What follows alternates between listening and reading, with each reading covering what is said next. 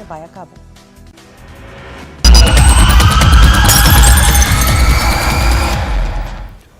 नमस्कार, स्वागत आप सभी का। आपके साथ मैं हूं पुनीत और आप देख रहे हैं क्रिमिनल्स। तो आज क्रिमिनल्स में कॉन्ट्रैक्ट किलिंग की उस वारदात का खुलासा करेंगे जब एक परिवार में पिता अपने बेटे के साथ मिलकर अपने दूसरे बेटे के कत्ल का प्लान बनाता है, जिसमें कई रिश्तेदार और दूसरे लोग भी शामिल होते हैं। शूटर्स को हायर किया गया था, 1 महीने तक प्लानिंग की गई।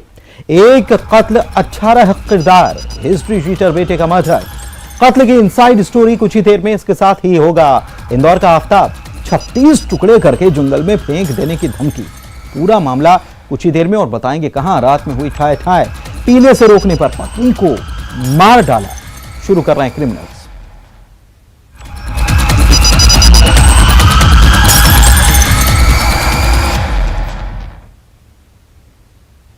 वो निकल चुका है, उसे घेर कर मारेंगे, दोनों तरफ से फायरिंग करेंगे। हिस्ट्री शीटर संजू त्रिपाठी के कत्ल के लिए बिलासपुर में बाकायदा 5 शूटर्स हायर किए गए थे। 1 महीने से कत्ल की प्लानिंग की जा रही थी। 10 लाख रुपए में सौदा तय हुआ था। 5 राज्यों में इस केस की तफ्तीश हुई। 20 लाख कॉल डिटेल खंगाले गए। एक वॉइस रिकॉर्डिंग ने कैसे खोला कॉन्ट्रैक्ट किलिंग का ये राज। देखिए ऑपरेशन शूटआउट।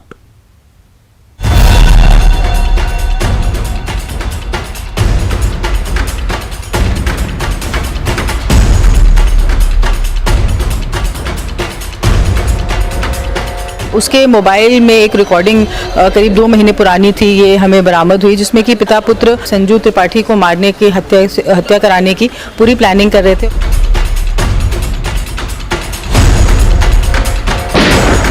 वॉइस रिकॉर्डिंग में कैद कॉन्ट्रैक्ट किलिंग।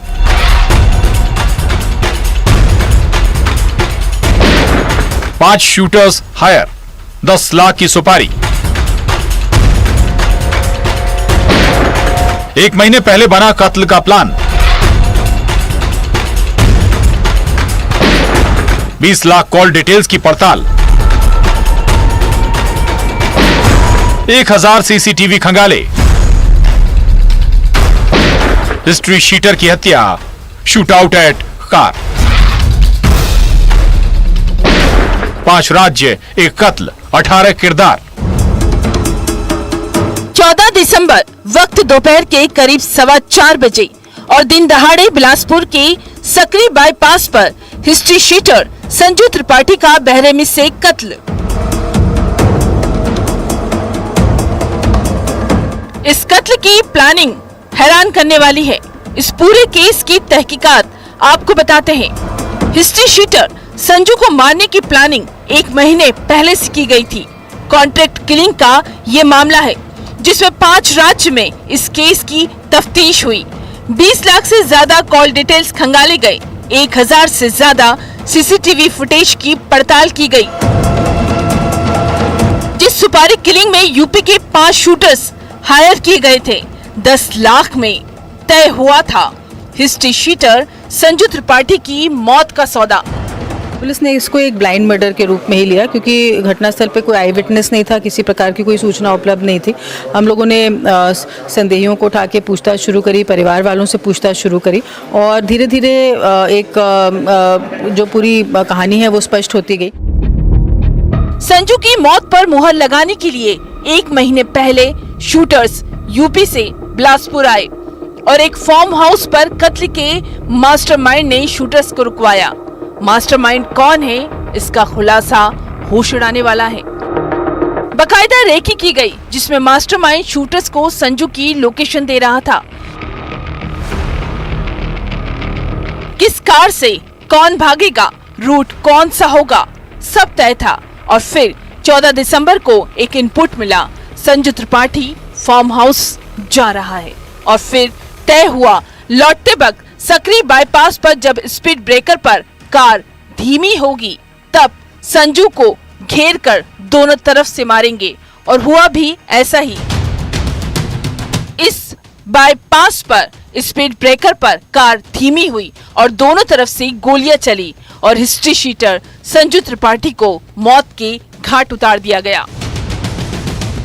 इसमें अभी तक की जितनी भी प्लानिंग की परतें दर परतें जो खुलती जा रही हैं, पुलिस ने प्रयास किया है कि हर एक परत को खोलकर हम लोग उसकी तह तक पहुँचें और जितनी भी गिरफ्तारियां थीं जो छत्तीसगढ़ या बिलासपुर से जुड़े हुए आसपास के जितने भी लोग थे सबको पुलिस ने अरेस्ट कर लिया है।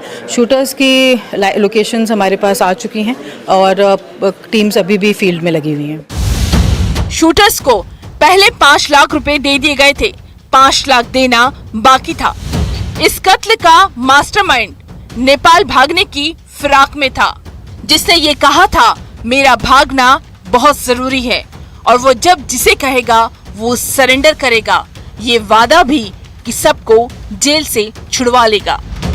ये सबसे पहले यहाँ से घटना करके भिलाई भागा। भिलाई में इसका सहयोगी सुमित निर्मलकर इसको मिला।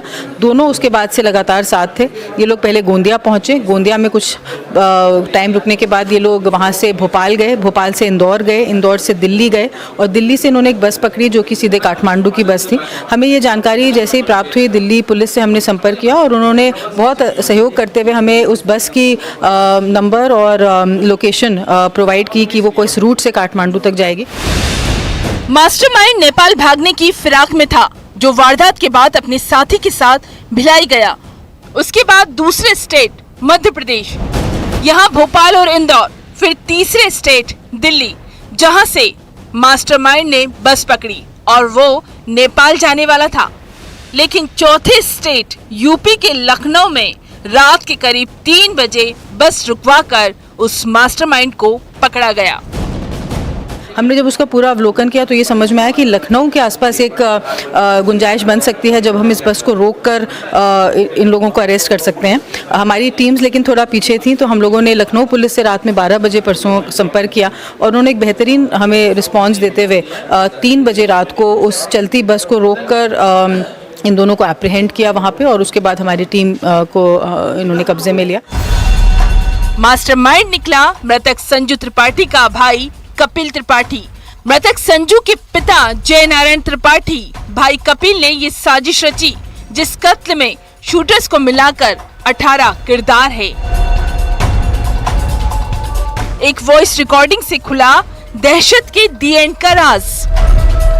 बिलासपुर से विनोद कुशवाहा के साथ bureau report, news 18 Madhya Pradesh Chhattisgarh.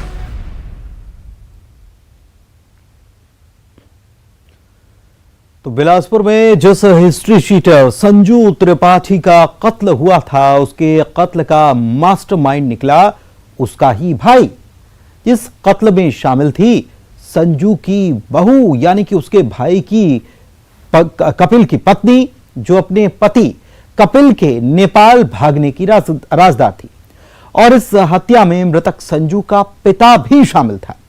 अब भी देखिए रिश्तों का कत्ल, 18 किरदार, जायदाद, जुल्म और ठाए ठाए।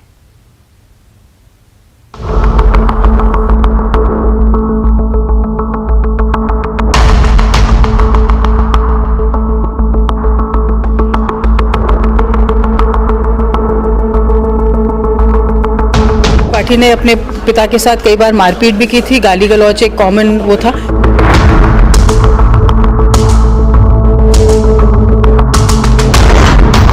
उसके जुल्म से परिवार था परेशान।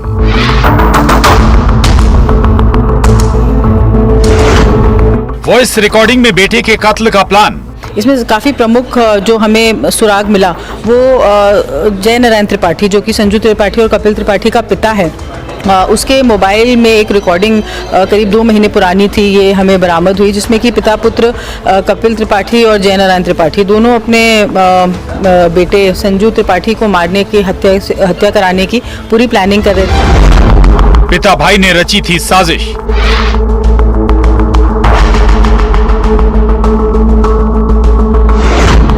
मास्टरमाइंड की नेपाल जाने का प्लान। किसी भी तरह से ये नेपाल ना पहुंच पाए, क्योंकि एक बार ये नेपाल पहुंच जाता तो पुलिस के लिए जो चुनौती है वो 4 गुना बढ़ जाती डेफिनेटली। जायदाद, बंटवारा, जुल्म और ठाए ठाए।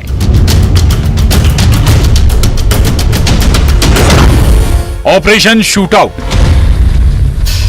संजू त्रिपाठी के कत्ल में 18 किरदारों की कहानी सुनिए। जिसमें मृतक संजू का पिता जय नारायण और भाई कपिल के बीच हुई वॉइस रिकॉर्डिंग ने इस वारदात का राज खोला।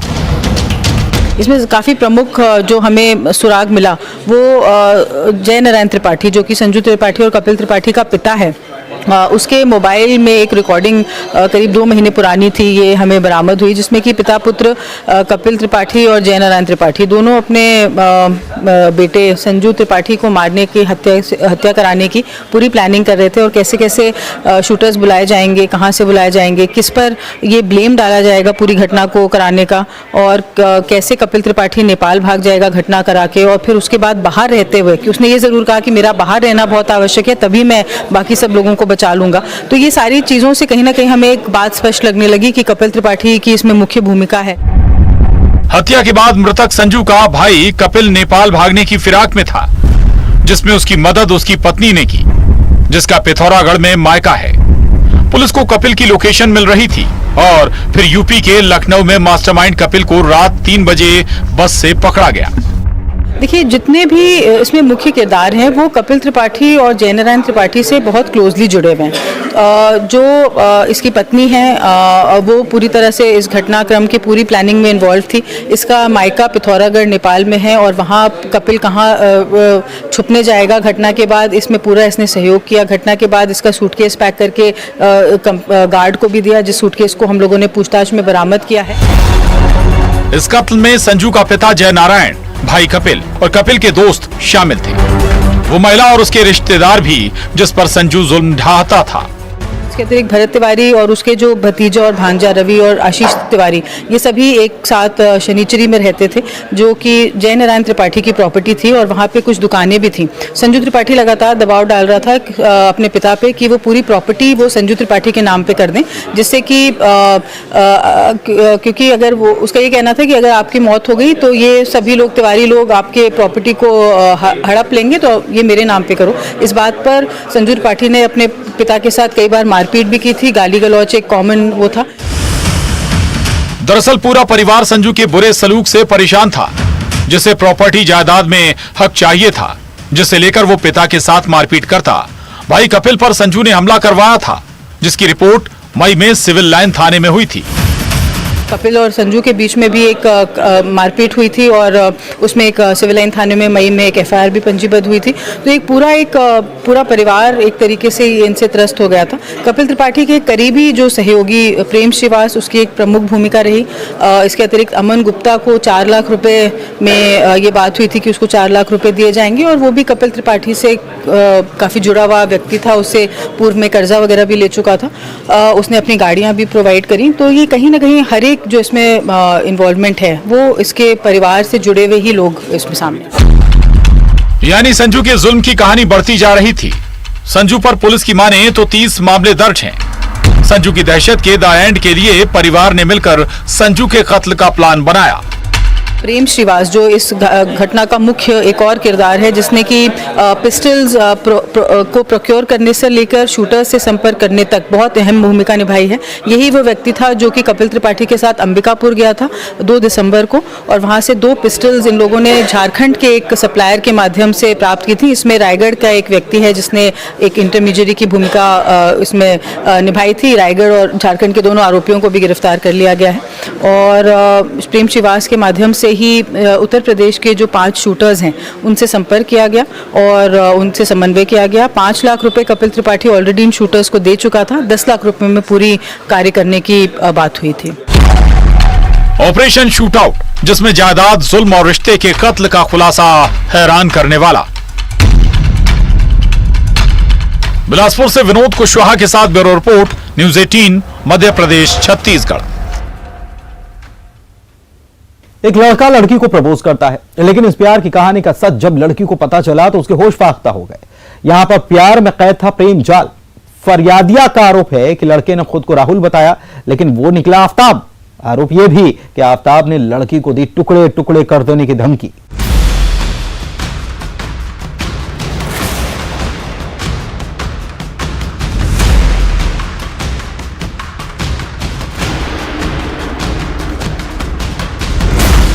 बहरूपिया का प्रेम जाल।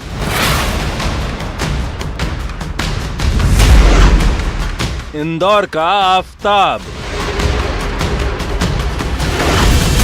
एफआईआर में कैद ब्लैकमेलिंग की कहानी। 36 टुकड़े करके जंगल में फेंक दूंगा।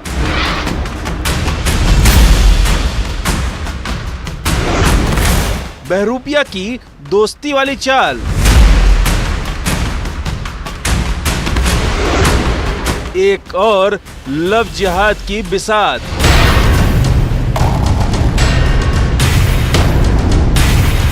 इंदौर की राजेंद्र नगर थाना पुलिस एक ऐसे केस की तफ्तीश कर रही है जिसमें फरियादिया ने जो इल्जाम लगाए हैं वो हैरान करने वाला है। एफआईआर की जुबानी उन संगीन इल्जामों के बारे में आपको बताते हैं। दरअसल इंदौर की रहने वाली 19 साल की लड़की की दोस्ती सोशल मीडिया के जरिए राहुल नाम के एक लड़के से हुई। दोस्ती बढ़ती गई और फिर राहुल ने उस लड़की से प्यार का इजहार किया, लेकिन लड़की के मुताबिक उसे नहीं पता था वो किस प्रेम जाल में फंसने वाली है। बच्ची की तरफ से एफआईआर हुई है जिसका कहना है कि इसने अपना नाम राहुल बताया था और उस आधार पे मित्रता किया और मित्रता के बाद में जब उसको सब चीज़ें मालूम पड़ी है, मालूम पड़ने के बाद उसने ऑब्जेक्शन लिया है तो उसमें कुछ अपशब्द कहे हैं और काफ़ी चीज़ों की धमकी वगैरह दिया है। उस आधार पे जो है तत्काल एफआईआर करके आरोपी पकड़ लिया। पहले दोस्ती और फिर प्यार का नाटक और फिर ब्लैकमेलिंग की कहानी, ये सब कुछ फरियादिया ने एफआईआर में दर्ज करवाया है। लड़की के मुताबिक वो जिसे राहुल समझ रही थी वो दरअसल राहुल नहीं बल्कि आफताब निकला, जिसने अपनी पहचान छुपा कर दोस्ती की थी और इल्जाम ये है कि प्रेम के जाल में फंसाया। ये खुलासा कैसे हुआ ये भी सुनिए। लड़की के मुताबिक राहुल ने उसे पार्क में मिलने बुलाया, लेकिन इस बीच आरोप है कि लड़के ने कुछ वीडियो और फोटो लड़की को दिखाए जिस तस्वीरों से वो लड़की को ब्लैकमेल कर रहा था। अपना नाम राहुल बताया था और नाम बदल के दोस्ती किया है और उसके बाद जब उसको पता चला है कि इसका नाम जो है वो ये है तो उस आधार पे उसने शिकायत की और तत्काल पुलिस ने राजेंद्र नगर थाने में एफआईआर की और उसको तत्काल अरेस्ट कर लिया। लड़की को यकीन नहीं हुआ कि ऐसा कुछ उसके साथ हो सकता है। आरोपी आफताब ने चोरी चुपके से बनाए गए फोटो और वीडियो को अपने मोबाइल में लड़की को दिखाया जिससे उसके होश उड़ गए। इसी बीच लड़की को एक ऐसी तस्वीर दिखी जिसमें राहुल की असलियत उजागर हुई, जो राहुल नहीं बल्कि आफताब निकला। जब फरियादिया को राहुल का सच पता चला तो आरोप है कि उसके टुकड़े करने की आफताब ने धमकी दी। सुनिए ये इल्जाम। उसमें जो एफआईआर में कंटेंट्स आए हैं उसमें जो है कुछ टुकड़े करने की और कुछ धमकाने की भी धमकी दी गई। एक तो 323, 294, 506 भी है और 3/4 धर्म विपक्ष अधिनियम का भी कार्रवाई की गई। फरियादिया ने चुपके से पार्क में अपने भाई को बुलाया और फिर आरोपी आफताब का सच बताया। मामला थाने पहुंचा। एक और लव जिहाद की बिसात और प्रेम जाल की पुलिस वाले तफ्तीश कर रहे हैं। इंदौर से अरुण त्रिवेदी और विकास सिंह चौहान के साथ bureau report, news 18 Madhya Pradesh Chhattisgarh. एक महिला को दी गई ऐसी सजा जो थर्रा कर रखते, रोंगटे खड़े करते, जिसे सजा देने से पहले उसके पैरों को पेड़ से बांधा गया, उसके हाथ भी बांध दिए गए जिससे कि वो भाग ना पाए और ना ही अपने ऊपर हो रहे जुल्म का विरोध कर पाए, यानी खुद को बचा भी ना सके। और पेड़ से बांधने के बाद उसे इस कदर मारा गया कि वो खून से लथपथ हो गई। आखिर किसने दी महिला को ऐसी खौफनाक सजा? देखिए।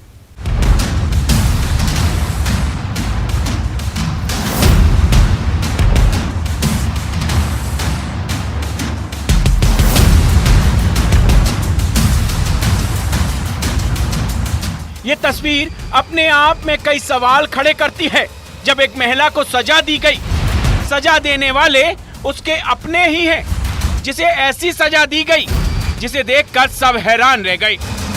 महिला के पैर पेड़ से बांधे गए थे, हाथ भी बांधे गए जिससे वो कहीं भाग ना सके और उसके बाद उसे इस कदर मारा गया कि उसके सिर से खून निकलने लगा। मोहन ने अभी जब जमानत कराओगे सब मालूम पड़ जाएगा। संजू ने इसने जानते क्या हो कानून क्या है?